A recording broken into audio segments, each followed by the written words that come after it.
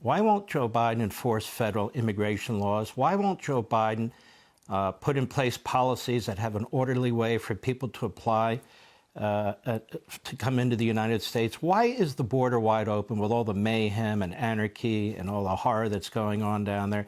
What is Joe Biden's motive here? Well, I think it's intentional, Mark, and I'm not sure how much Biden is engaged in this, but certainly a lot of the people that have the sway in the White House on a day-to-day basis, I believe on an ideological basis, they believe in open borders. Now, the public is strongly against what's going on there, so I think they're taking a toll. It's taking a toll on them politically, but they knew by undoing Donald Trump's policies, which were succeeding, that this would happen. It has happened, and they really show a disregard for all the problems that emanate as a result of this. The people that are trafficked, all the drugs pouring across the border, increasing lawlessness. So it's got to the point where Texas is doing it on their own, Arizona, they ask other states for help. So Florida has stepped up, and we're going to send folks to help stem the tide of what's going on down at the southern border. But it's a clear failure of leadership. But I do believe that this is an intentional policy rooted in an open borders ideology. I think you're quite right. How could it not be an intentional policy, right?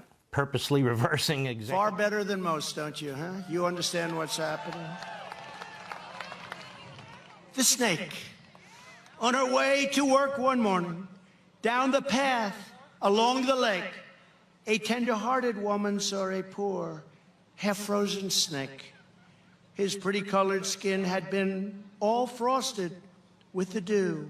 "Poor thing," she cried, "I'll take you in, and I'll take care of you," to the snake. "Take me in, O tender woman, take me in for heaven's sake. Take me in, O tender woman," sighed the vicious snake.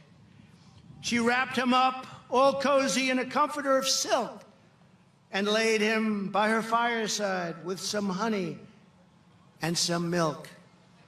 She hurried home from work that night, and as soon as she arrived, she found that pretty snake she'd taken in had been fully revived. "Take me in, O tender woman, take me in for heaven's sake. Take me in, O tender woman," sighed that vicious snake.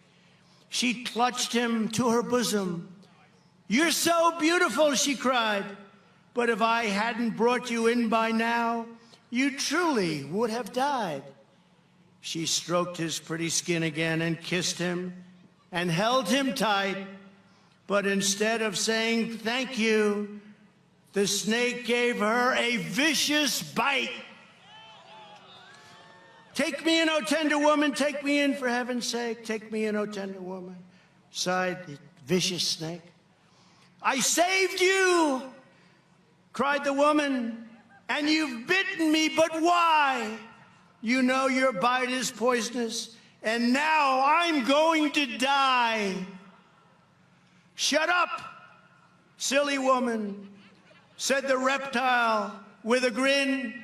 "You knew damn well I was a snake before you took me in."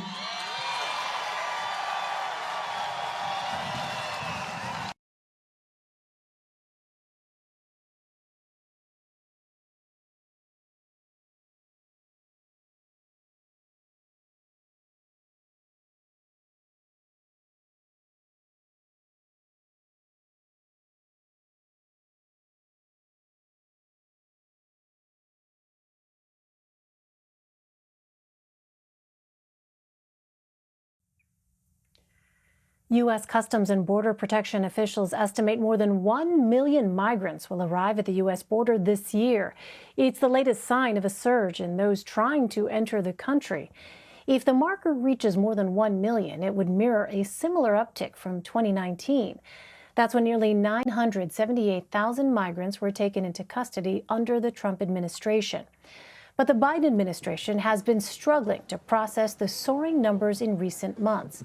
There are currently over 18,000 unaccompanied migrant children in government custody. They've also not granted access to the media until this week, when cameras were finally permitted into one of the nation's busiest migrant processing facilities for the first time.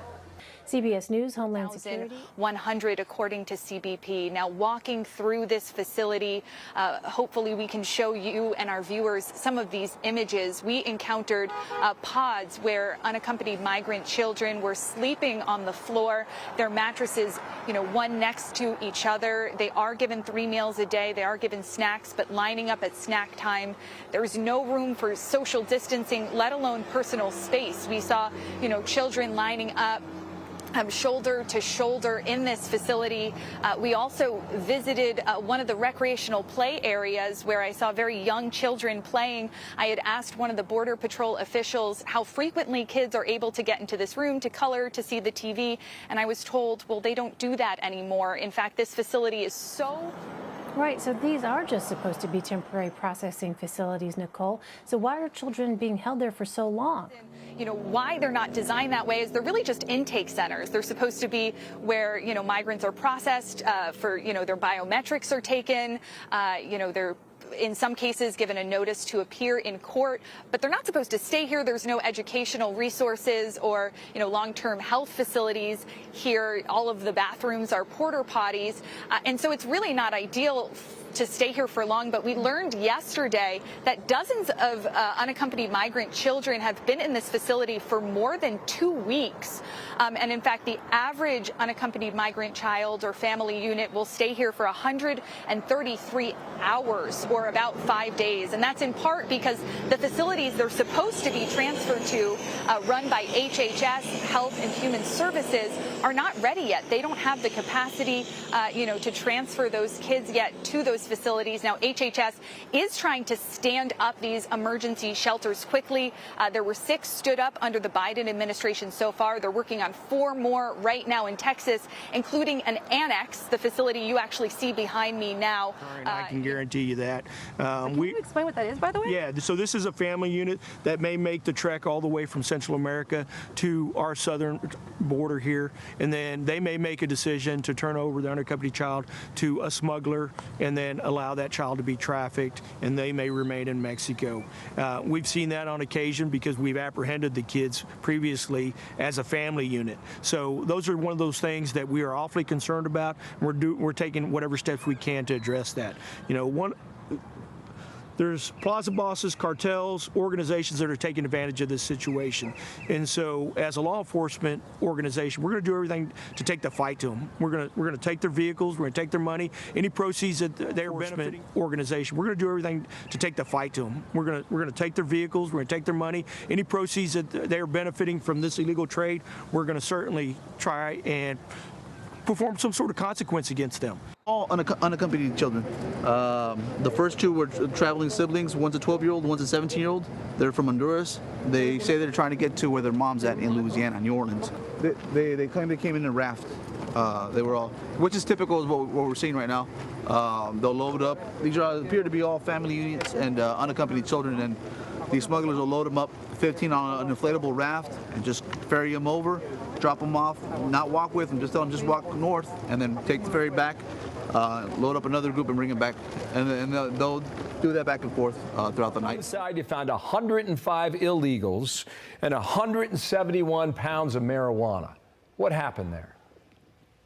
Yes, Bill. Good morning. Thanks for having me again. So one of those photos that you're seeing there, our DPS trooper did an outstanding job in stopping that commercial vehicle, which resulted in 105 migrants that were stuffed inside that trailer. That was just great work by our DPS troopers. And as we approach the summer heat, we know that smuggling of these migrants in vehicles and vehicles such as a commercial vehicle, it's high risk, it's dangerous.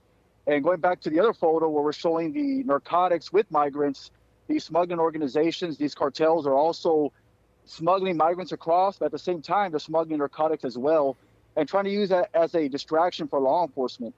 It's happening all the time. Every day in the videos right now. The first one is a trooper that goes to pull a car over. When it stops, the illegals get out and run away.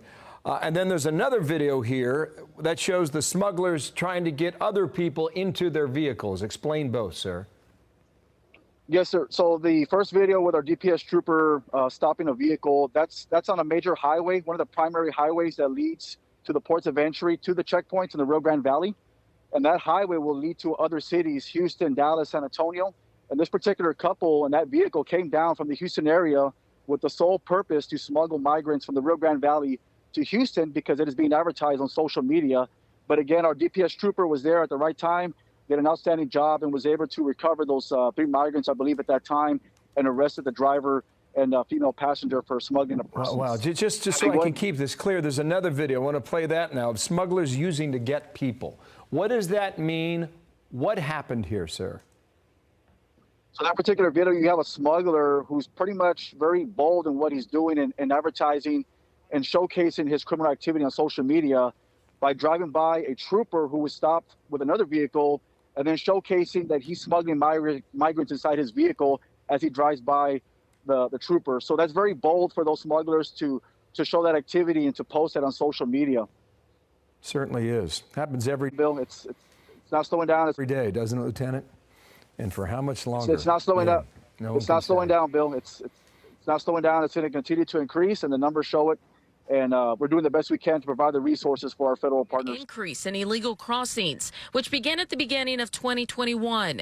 Data shows Border Patrol agents have had more than 100,000 encounters with migrants every month since February. In a statement, Donald Trump said it's an unmitigated disaster zone.